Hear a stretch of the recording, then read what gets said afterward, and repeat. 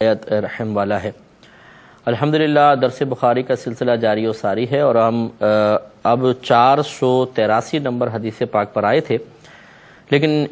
میں نے عرض کیا تھا کہ اب جو آگے کئی حدیثیں آ رہی ہیں کہ جن میں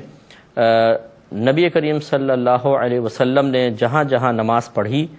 حضرت عبداللہ ابن عمر رضی اللہ تعالی عنہما کا خاص طور پہ ان جگہوں کو تلاش کر کے وہاں نماز پڑھنا، اور پھر آپ کے صاحبزادے حضرت سالم رضی اللہ تعالی عنہ کا بھی وہاں نماز پڑھنا ثابت ہوتا ہے،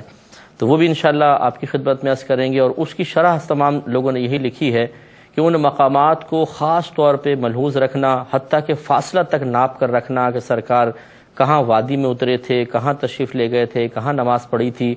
اس کا مقصد یہ تھا کہ جہاں جہاں رحمت کونین صلی اللہ علیہ وسلم کے قدمین شریفین لگے ہوں وہ جگہ یقیناً بابرکت ہو جاتی ہے، تو وہاں نماز پڑھنا ہمارے لیے بھی باعث برکت ہے، لہٰذا انہوں نے ان مقامات کی تعیین کی، نشاندہی کی، اور ان کو آثار کو زندہ رکھا۔ تو اسی پر ہم کلام کر رہے تھے کہ کچھ لوگ کچھ بچے ہم سے کویسچن اس طرح کرتے ہیں کہ کیا یہ صحیح ہے یا نہیں ہے، پہلی بات۔ دوسری بات یہ کہ اس میں کوئی شرک کا تصور تو نہیں ہے۔ تو دیکھیں، پہلی بات تو میں نے عرض کیا کہ اس کا جواب کہ کیا ایسا اکابرین نے کیا اور کرنا چاہیے کہ نہیں کرنا چاہیے، وہ تو یہ حدیثیں دے دیں گے۔ دوسری بات یہ کہ اس میں شرک کا تصور ہے کہ نہیں، تو اس کا جواب یہ ہے کہ اگر تو خدا نخواستہ کوئی یہ سمجھے کہ ان مقامات کی یا کسی بھی اللہ تعالیٰ کے علاوہ جو بھی ہو، چاہے وہ نبی ہوں، صحابہ ہوں، ان کی تعظیم اللہ سے بھی بڑھ کر ہے اور ویسی ہی تعظیم کرنی چاہیے جیسے اللہ تعالیٰ کی تعظیم کرتے ہیں، تو اس میں ضرور گرفت کا پہلو ہو سکتا ہے۔ لیکن اگر ایسا نہیں ہے، یہ ہر شخص اقرار کرتا ہو اور مانتا بھی ہو، عقیدہ بھی رکھتا ہو کہ تعظیم باری تعالیٰ سے بڑھ کر کسی ذات کی تعظیم نہیں ہو سکتی ہے، اور یہ اس کا عقیدہ ہو کہ اس کے بعد جس کی بھی ہم تعظیم کرتے ہیں، مثلا استاد کی تعظیم، ماں باپ کی تعظیم، مساجد کی، کعبۃ اللہ کی تعظیم، قرآن عظیم کی تعظیم، دینی کتابوں کی تعظیم، اور یا پھر اس طرح مقامات کی تعظیم، یہ صرف اس لیے کرتے ہیں کیونکہ اللہ تبارک و تعالیٰ کے کا حکم ہے، یا اللہ تعالیٰ نے ان کی تعظیم کے لیے اکابرین سے ارشاد فرمایا ہے، یا اکابرین نے ان کی تعظیم کی ہے، تو گویا کہ ہم ان کی تعظیم اس لیے کر رہے ہیں تاکہ اللہ تبارک و تعالیٰ کی ایک جو تلقین ہے یا اللہ کا حکم ہے وہ پورا ہو جائے، اور اس تعظیم سے بھی رضا الہی ہی مقصود ہو، تو پھر اس میں کوئی حرج نہیں ہے۔ کیونکہ اگر اللہ نے ان کی تعظیم کا اشارہ نہ کیا ہوتا، احکام نہ بیان کیے ہوتے، اکابرین نے نہ کیا ہوتا، تو ہم بھی تعظیم نہ کرتے۔ تو اس کا مطلب یہ ہے کہ یہ تعظیم بھی اصل میں اللہ تبارک و تعالیٰ کی ہی تعظیم ہے، کیونکہ اللہ جب کسی چیز کو عظمت عطا فرمائے تو پھر اس کی تعظیم کرنا گویا کہ اللہ تعالیٰ نے جو اس چیز کو عظمت عطا فرمائی ہے اس کی حکمت کو ملحوظ رکھنا ہے۔ کیوں اللہ تعالیٰ نے کسی مقام کو عزت دی ہے، کیوں کسی شخصیت کو عزت دی ہے، اسی لیے کہ پھر اس عزت کی قدر کی جائے، اور جب ہم قدر کرتے ہیں چاہے زبان سے اس کا اقرار کرتے ہوئے یا اپنے اعمال سے اس کا اظہار کرتے ہوئے، وہ پھر تعظیم ہی کہلاتی ہے۔ ہاں، یہ الگ بات ہے کہ وہ تعظیم صراحتاً قرآن یا حدیث میں منع نہ کر دی گئی ہو، جیسے کہ سجدہ کر دینا۔ غیر اللہ کو اگر کوئی عبادت کے قصد و ارادے سے سجدہ کرے، یعنی اس کو معبود سمجھے، عبادت کے لائق سمجھے، پھر تو صریح کفر ہے اور شرک ہے، اس میں کوئی انکار نہیں ہو سکتا۔ اور اگر کوئی کسی کو معبود یعنی عبادت کے لائق نہیں سمجھتا بلکہ تعظیم کے لائق سمجھتا ہے کہ یہ قابل تعظیم ہے اور میں اظہار تعظیم سجدہ کر کے کر دیتا ہوں، تو یہ نہیں ہو سکتا، یہ غلط ہے، ہماری شریعت میں یہ حرام ہے اور گناہ کبیرہ ہے۔ جب حضرت معاذ بن جبل رضی اللہ تعالی عنہ کو سرکار مدینہ صلی اللہ علیہ وسلم نے یمن کا حاکم بنا کر بھیجا، تو جب وہ واپس آئے، سرکار سے ملنے آئے تو سجدہ کر دیا۔ سرکار نے ارشاد فرمایا کہ معاذ یہ کیا کر رہے ہو؟ تو عرض کیا رسول اللہ صلی اللہ علیہ وسلم، میں یمن پہنچا تو وہاں پر میں نے ان لوگوں کا، اجمیوں کا یہ طریقہ دیکھا کہ وہ اپنے بڑوں کے سامنے اس طرح سجدہ کرتے ہیں، تو مجھے اچھا لگا تو میں نے آپ کو بھی سجدہ کر دیا۔ تو سید دو عالم صلی اللہ علیہ وسلم نے ارشاد فرمایا کہ آئندہ ایسا نہ کرنا، کیونکہ اگر میں کسی مخلوق کو سجدہ کرنا جائز قرار دیتا تو بیویوں کو حکم دیتا کہ وہ اپنے شوہروں کو سجدہ کریں، لیکن سجدہ تو صرف اللہ تعالیٰ کے لیے ہی جائز ہے، یعنی اللہ تعالیٰ کے لیے ہی تمہیں سجدہ کرنا جائز ہے، تمہارے حق میں جائز۔ تو معلوم یہ ہوا کہ یہ اس طرح کی کوئی تعظیم جس کو اللہ تعالیٰ یا اس کے رسول نے منع کر دیا، وہ تعظیم غلط ہے، وہ نہیں کی جائے گی۔ اس کے علاوہ ہر وہ انداز تعظیم اختیار کرنا جس کو اللہ تعالیٰ اس کے رسول نے منع نہ فرمایا ہو، قرآن و حدیث کے خلاف نہ ہو، اور وہ عرف میں تعظیم کا عمل کہلاتا ہو، بالکل جائز ہے۔ تو اس لیے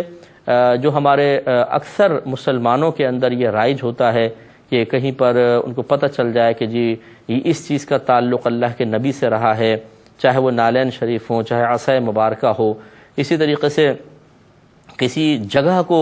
اکابرین سے نسبت ہو جاتی ہے تو پھر وہ ان اشیاء کی بھی تعظیم کرتے ہیں، جگہ کی بھی تعظیم کرتے ہیں، اور یہ کوئی شرک وغیرہ نہیں ہے، نہ یہ کوئی غلط ہے۔ اس کا ثبوت ان بخاری کی حدیثوں سے ہی آپ دیکھیے کہ اگر کوئی ادھر ادھر کے واقعات لے کر آئے تو کہنے کی گنجائش نکل سکتی ہے کہ یہ بنے بنائے ہوئے گھڑے ہوئے واقعات ہیں، اور قرآن تو منع کر رہا ہے، ان واقعات کی قرآن کے سامنے کیا حیثیت ہے، حدیث کے سامنے کیا حیثیت ہے، کوئی کہہ سکتا ہے۔ لیکن جب خود حدیثوں کے اندر یہ آ گیا تو پھر وہ کون سی قرآن کی آیت ہے کہ جو ان حدیثوں سے ٹکرا کر تعظیم نبی کو یا بزرگان دین کے سے تعلق رکھنے والی اشیاء کی تعظیم کو منع کر رہی ہو؟ یقینی سی بات ہے کہ نہیں ہے۔ تو آئیے دیکھتے ہیں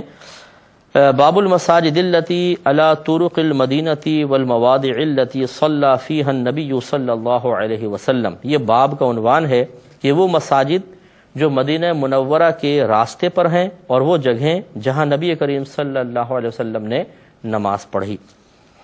حدیث نمبر ہے 483۔ حضرت موسیٰ بن عقبہ حدیث بیان کرتے ہیں، انہوں نے کہا کہ میں نے سالم بن عبداللہ کو دیکھا، یہ حضرت عمر فاروق کے پوتے اور حضرت عبداللہ بن عمر رضی اللہ تعالی عنہما کے بیٹے ہیں، کہ میں نے سالم بن عبداللہ کو دیکھا وہ راستے میں جگہوں کو تلاش کر رہے تھے تاکہ ان میں نماز پڑھیں، یعنی باقاعدہ جگہوں کو تلاش کر رہے تھے تاکہ ان میں نماز پڑھیں۔ وہ کون سی جگہ تھیں وہ دیکھیے،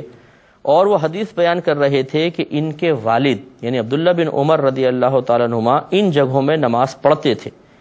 بے شک جن جگہوں پر انہوں نے نبی کریم صلی اللہ علیہ وسلم کو نماز پڑھتے ہوئے دیکھا تھا، یعنی جن جگہ پہ سرکار کو نماز پڑھتے ہوئے دیکھا تھا میرے والد صاحب بھی اس جگہ نماز پڑھتے تھے، تو اب یہ خود تلاش کر رہے ہیں کہ وہ جگہیں کون کون سی تھیں تاکہ میں بھی نماز پڑھوں۔ وہ کہتے تھے مجھے نافع نے حدیث بیان کی حضرت ابن عمر رضی اللہ تعالی عنہ سے روایت کرتے ہوئے کہ وہ ان جگہوں میں نماز پڑھتے تھے، اور میں نے سالم سے سوال کیا تو انہوں نے ان تمام جگہوں میں نافع کی موافقت کی۔ یہ نافع غلام تھے حضرت عبداللہ بن عمر رضی اللہ تعالیٰ عنہ کے، بعد میں ان کو آزاد کر دیا تھا، تو وہ نافع حضرت نافع جو ہیں وہ حضرت عبداللہ بن عمر سے بہت سی روایتیں لے کے بیان کرتے ہیں، کیونکہ وہ ان کے غلام تھے پہلے اور بہت کلوز رہے ہیں سفر و حضر میں، تو جو حضرت عبداللہ بن عمر عادات یا اعمال اپناتے تھے اس کو بھی وہ روایت کرتے تھے، جو عبداللہ بن عمر رضی اللہ تعالیٰ عنہما حدیثیں ذکر کرتے تھے، حضرت نافع ان کے راوی تھے۔ تو یہ کہتے ہیں کہ میں نے سالم سے سوال کیا تو انہوں نے ان تمام جگہوں میں نافع کی موافقت کی، مگر ان دونوں کا شرف روحا کی مسجد میں اختلاف تھا۔ یہ شرف روحا ایک بلند جگہ ہے، وہ اس کا نام ہے شرف روحا۔ یہ قبیلہ مزینہ کی بستی ہے جو مدینہ منورہ سے 2 راتوں کی مسافت کے فاصلے پر ہے، کہ یہاں سرکار نے نماز پڑھی کہ نہیں پڑھی اس میں تھوڑا سا اختلاف ہوا، باقی یہ کہ ہر وہ جگہ جہاں پر حضرت نافع بتاتے رہے حضرت سالم نے وہاں پر نمازیں ادا کی ہیں۔ تو اس سے آپ غور کر لیجئے کہ معلوم یہ ہوا کہ اکابرین جیسے حضرت عمر فاروق رضی اللہ تعالیٰ عنہ صحابی ہیں، عبداللہ بن عمر رضی اللہ تعالیٰ عنہما یہ بھی صحابی ہیں، اور پھر حضرت سالم ہیں، تو یہ ان آثار کی یعنی آثار سے مراد ہوتا ہے وہ نشانات جو اکابرین سے کسی بھی لحاظ سے تعلق رکھتے ہیں، ان کی بہت قدر کرتے تھے، اور جہاں پر نماز پڑھنا ثابت ہو گیا پھر وہاں جا کر نماز ادا کرتے تھے۔ تو یہی مطلب آج دیکھیں لوگوں کا بھی معاملہ ہے کہ انہیں پتہ چل جائے، مثلا غار حرا میں سرکار نے عبادت فرمائی، غار ثور میں آپ ٹھہرے تھے، اب اگر کوئی وہاں پر جا کر نماز پڑھتا ہے، عبادت کرتا ہے صرف اس قصد و ارادے کے ساتھ کہ صحابہ کا بھی یہ طریقہ رہا کہ انہوں نے نبی کریم صلی اللہ علیہ وسلم کے عبادت کے مقامات کو ڈھونڈ ڈھونڈ کر اس میں جا کر نمازیں پڑھی ہیں، تو بتائیے اس میں کون سی غلط بات ہے؟ کیونکہ رحمت کونین صلی اللہ علیہ وسلم نے ارشاد فرمایا کہ میرے صحابہ ستاروں کی مانند ہیں، تم جس کی پیروی کرو گے ہدایت پا جاؤ گے، لہٰذا اس میں کوئی حرج نہیں ہے۔ ہمیں بھی کوشش کرنی چاہیے کہ کہیں پر پتہ چل جائے کہ یہاں پر ایسا کوئی بزرگ آئے تھے یا نبی کریم یا دیگر انبیاء علیہ السلام کے کوئی آثار ہیں تو ان سے فیضیاب ہونے کی کوشش کریں۔ بعض لوگ یہ بھی کہہ دیتے ہیں ہمیں کیا پتا کہ یہ لوگ سچ کہہ رہے ہیں کہ جھوٹ کہہ رہے ہیں. تو مسئلہ یہ ہے کہ جب آپ کو نہیں پتا کہ یہ سچ کہہ رہے ہیں تو یہ بھی تو نہیں پتا کہ یہ جھوٹ کہہ رہے ہیں. تو اس لیے حسن ظن قائم کرتے ہوئے اگر کسی مقام کے بارے میں بہت مستند روایات موجود نہیں بھی ہیں، پھر بھی اگر آپ وہاں اس کی تعظیم کر لیتے ہیں تو اس میں کوئی کیا مسئلہ ہوا؟ زیادہ سے زیادہ یہ اگر وہ واقعی غلط فہمی کی بنا پر ہے تو کوئی گناہ تو نہیں ہوگا، مطلب وہ برکت حاصل نہیں ہوگی، زیادہ سے زیادہ یہ ہو سکتا ہے. لیکن اگر واقعی لوگ جو کہہ رہے ہیں وہ صحیح کہہ رہے ہیں، اگرچہ ان کے پاس ثبوت نہیں ہے، اگرچہ ان کے پاس کوئی ایسی حدیث وغیرہ نہیں ہے کہ وہ اس نقل کو سنا کے اس مقام کو خاص طور پہ واضح کر سکیں، تو بالفرض اگر وہ صحیح واقعی کہہ رہے ہیں تو ہم یہ سوچیں گے جی ہم تو یہاں نماز نہیں پڑھتے کیونکہ کوئی ہمارے پاس ثبوت نہیں ہے، تو ایک فضیلت سے محرومی تو ہے نا. تو اس لیے حسن ظن قائم کرتے ہوئے اس مقام کی تعظیم کرنے میں نقصان نہیں ہے، عدم تعظیم میں نقصان کے پہلو ضرور ہو سکتے ہیں. اگلی روایت دیکھیں، 484 نمبر حدیث پاک ہے، اور یہ حضرت نافع رضی اللہ تعالیٰ عنہ اس کے راوی ہیں. وہ کہتے ہیں کہ حضرت عبداللہ بن عمر رضی اللہ تعالیٰ عنہما نے ان کو خبر دی کہ نبی کریم صلی اللہ علیہ وسلم جب عمرہ فرماتے اور اسی طرح جب آپ نے حج کیا تو آپ ذوالحلیفہ میں ببول کے درخت کے نیچے اترتے تھے. تو ذوالحلیفہ وہ مقام ہے کہ آپ اگر مدینہ منورہ سے مکے جا رہے ہوں تو یہاں پر یہ سمجھ لیں میقات ہے مدینہ والوں کے لیے، اور اس کو بغیر احرام کے پار نہیں کر سکتے ہیں. تو یہ کہتے ہیں کہ وہاں سرکار آتے تھے احرام وغیرہ پہننے کی غرض سے، جیسے مکے جا رہے ہیں اب عمرے پہ یا حج پر، تو ایک ببول کا درخت تھا، یہ آپ نے دیکھا ہوگا گول گول اس کے پتے ہوتے ہیں اور صحرا کے اندر ہوتا ہے، اس پہ کانٹے کانٹے نکلے ہوتے ہیں ببول کا درخت. تو کہتے ہیں کہ جب سرکار صلی اللہ علیہ وسلم عمرہ فرماتے اور جب آپ نے حج کیا تو آپ ذوالحلیفہ میں ببول کے درخت کے نیچے اترتے تھے، اس مسجد کی جگہ میں جو ذوالحلیفہ میں ہے. اور جب آپ کسی غزوے سے لوٹتے اور راستے میں ذوالحلیفہ سے ہو کر گزرتے یا حج یا عمرے سے واپسی ہو رہی ہوتی تو وادی عقیق کے نشیبی علاقے میں اترتے تھے. پھر جب وادی کے نشیب سے اوپر آتے تو وادی کے اوپر والے کنارے بطحا کے اس مشرقی حصے پر اونٹنی بٹھاتے تھے. دیکھیں کس قدر ایک ایک چیز کو نوٹ کیا حضرت عبداللہ بن عمر رضی اللہ تعالی عنہما نے کہ کہاں سے سرکار کس وادی میں کہاں سے اتر رہے ہیں، کس مقام سے چڑھ رہے ہیں، پھر کہاں اپنی اونٹنی مبارکہ کو بٹھایا. یہ اس سے ظاہر ہوتا ہے کہ بڑی محبت بڑے پیار سے سرکار صلی اللہ علیہ وسلم کے ایک ایک عمل کو نہ صرف دیکھا، دیکھنے کے بعد یاد رکھا، بلکہ دوسروں کو بیان کیا، پھر ان مقامات کی تعظیم کر کے قیامت تک کے مسلمانوں کے لیے ایک بہترین درس چھوڑا کہ اگر شخصیات رخصت ہو جاتی ہیں لیکن مقامات سے ان کا تعلق قائم ہوتا ہے تو مقامات کی بھی تعظیم کرنا بالکل جائز ہے. تو یہ کہتے ہیں کہ پھر وادی کے نشیب سے اوپر آتے تو وادی کے اوپر والے کنارے بطحا کے اس مشرقی حصے پر اونٹنی بٹھاتے جہاں کنکریوں اور ریت کا کشادہ نالا ہے. یہاں آپ رات کے آخری حصے سے صبح تک آرام فرماتے تھے. اس وقت آپ اس مسجد کے قریب نہیں ہوتے تھے جو پتھروں کی ہے، اور آپ اس ٹیلے پر بھی نہیں ہوتے تھے جس پر مسجد بنی ہوئی ہے. وہاں ایک گہرا نالا تھا، حضرت عبداللہ وہیں نماز پڑھتے تھے. اس کے نشیب میں ریت کے کافی ٹیلے تھے اور رسول اللہ صلی اللہ علیہ وسلم وہیں نماز پڑھتے تھے، کنکریوں اور ریت کے کشادہ نالے کی طرف. پھر سیلاب نے اس جگہ کے آثار و نشانات کو مٹا دیا جہاں حضرت عبداللہ بن عمر نماز پڑھا کرتے تھے. تو آپ دیکھیے کہ اس کا مطلب یہ ہوا کہ اکابرین نے باقاعدہ ان مقامات کو یاد رکھا ہے، محفوظ رکھا ہے کہ کہاں کہاں نبی کریم صلی اللہ علیہ وسلم جلوہ افروز ہوئے، کہاں آپ نے آرام فرمایا، کس جگہ آپ نے اونٹنی بٹھائی.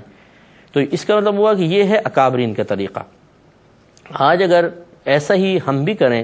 کہ جہاں مثال کے طور پہ تاریخ بتا رہی ہے کہ نبی کریم صلی اللہ علیہ وسلم یہاں بیٹھے تھے، یہاں اونٹنی بٹھائی تھی، اگر آج بھی کیلکولیشن کر کے ان مقامات کا تعین کر لیا جائے اور مسلمان حضرت عبداللہ بن عمر رضی اللہ تعالیٰ عنہ کی سنت پوری کرتے ہوئے اس مقام پہ نماز پڑھیں تو یہ کیوں غلط ہوگا، کس وجہ سے غلط ہوگا؟ تو لہٰذا اس میں شرک اور کفر کا کوئی تصور نہیں ہے. ایک صحابی کا عمل ہمیں شرک کی طرف لے کر نہیں جائے گا بلکہ شرک سے دور کرے گا، ٹھیک ہے نا. تو اس لیے اس عمل کو اختیار کرنا چاہیے کہ ایسے مقامات کی ہم بھی تعظیم کریں. اگلی روایت دیکھیے، اسی طرح کی کئی روایات یہاں پر ہیں. حضرت عبداللہ بن عمر رضی اللہ تعالیٰ عنہما بیان کرتے ہیں، 485 نمبر حدیث پاک ہے، حضرت عبداللہ بن عمر نے بیان کیا کہ نبی کریم صلی اللہ علیہ وسلم نے اس جگہ نماز پڑھی جہاں اب شرف الروحہ والی مسجد کے قریب ایک چھوٹی سی مسجد ہے، اور حضرت عبداللہ بن عمر اس جگہ کی علامت بتاتے تھے جہاں نبی کریم صلی اللہ علیہ وسلم نے نماز پڑھی تھی۔ وہ کہتے تھے کہ یہاں تمہاری دائیں جانب جب تم مسجد میں قبلے کی طرف نماز پڑھنے کے لیے کھڑے ہوتے ہو، جب تم مدینے سے مکے جاؤ تو یہ چھوٹی سی مسجد راستے کے دائیں جانب پڑتی ہے، اس کی اور بڑی مسجد کے درمیان پتھر پھینکنے کی مقدار یا اسی کے قریب قریب فاصلہ ہے۔ یعنی اس طرح ایک ایک چیز کی کیلکولیشن آپ بتایا کرتے تھے کہ یہاں سرکار نے نماز پڑھی ہے۔ اگلی حدیث پر آتے ہیں، وہ بھی اسی قسم کی ہے، 487 نمبر حدیث ہے۔ حضرت عبداللہ بن عمر رضی اللہ تعالی عنہ نے ان کو حدیث بیان کی کہ نبی کریم صلی اللہ علیہ وسلم ایک بہت گھنے درخت کے قریب اترتے جو رویثہ کی بستی کے قریب ہے، راستے کے دائیں جانب اور راستے کے سامنے نرم اور وسیع جگہ میں، حتیٰ کہ رویثہ سے 2 میل کے قریب جو ٹیلا ہے اس سے آگے گزر جایا کرتے تھے۔ اس درخت کا اوپری حصہ ٹوٹ گیا ہے اور درمیان سے مڑ گیا ہے، وہ ایک جڑ پر کھڑا ہوا ہے اور اس کی جڑ میں بہت سے ٹیلے ہیں۔ تو اب یہ دیکھیں پوری نشانیاں بتا رہے ہیں کہ اوپر سے ٹوٹا ہوا نظر آئے گا، تھوڑا سا جھکا ہوا نظر آئے گا، وہاں پہ ٹیلے بھی ہوں گے، تو اس سے معلوم ہوا کہ اہتمام ہے بہت زیادہ، اور جب دوسروں کو بتا رہے ہیں تو یقینی سی بات ہے کہ انہوں نے بھی ان مقامات پہ جا کے برکت حاصل کی ہوگی۔ اس لیے اگر کوئی مکے مدینے جاتا ہے، آج کل کوئی حاجی ہیں عمرہ کرنے والے، اور وہاں زیارت کروانے والے بہت سارے لوگ ہوتے ہیں، ان سے ریکویسٹ کرتے ہیں کہ آپ ہمیں بتائیے کہ کوئی کہاں کہاں سرکار تشریف لے گئے تھے، کہاں کہاں بیٹھے تھے، جہاں جہاں آپ کو پتہ ہو ہمیں بتائیں۔ تو یہ معلومات حاصل کرنا، پھر ان کا لے کر جانا، پھر وہاں پر عبادات اختیار کرنا، یہ کوئی گناہ نہیں ہے، کوئی غلط نہیں ہے، بلکہ عبداللہ بن عمر اور رضی اللہ تعالی عنہما اور آپ کے صاحبزادے کی خاص طور پہ سنت ہے۔ اور یقینی سی بات ہے کہ اکابرین جب کوئی کام کر رہے ہیں تو یہ ہمارے لیے سند کی حیثیت رکھتا ہے کہ اس میں کوئی شرک اور کفر کا تصور نہیں ہے۔ اگلی روایت 488 نمبر ہے، حضرت نافع بیان کرتے ہیں کہ حضرت عبداللہ بن عمر رضی اللہ تعالی عنہما نے ان کو حدیث بیان کی کہ نبی کریم صلی اللہ علیہ وسلم نے ایک عرج نامی بستی کے پیچھے ایک نالے کے کنارے پر نماز پڑھی۔ نالے سے یہ تصور نہ ہے جیسے ہمارے یہاں گندے پانی کا نالا بہتا ہے، مراد یہ ہے کہ جب بارشیں ہوتی تھیں تو پھر وہ وادیاں ایسے گڑھے ہوتے تھے، بہتے تھے، تو ان کو نالے سے تعبیر کیا گیا، یہ گندے پانی کے نالے مراد نہیں ہے۔ تو انشاءاللہ اس حدیث کو ہم ذکر کریں گے نیکسٹ پروگرام میں، کیونکہ ابھی ٹائم ذرا کلوز ہے، اور انشاءاللہ ایسی بہت ساری حدیثیں اور بھی ہیں، وہ بھی آپ کی خدمت میں پیش کی جائیں گے۔ اللہ تعالیٰ انہیں بھی سننے کی توفیق عطا فرمائے، آمین۔ وآخر دعوانا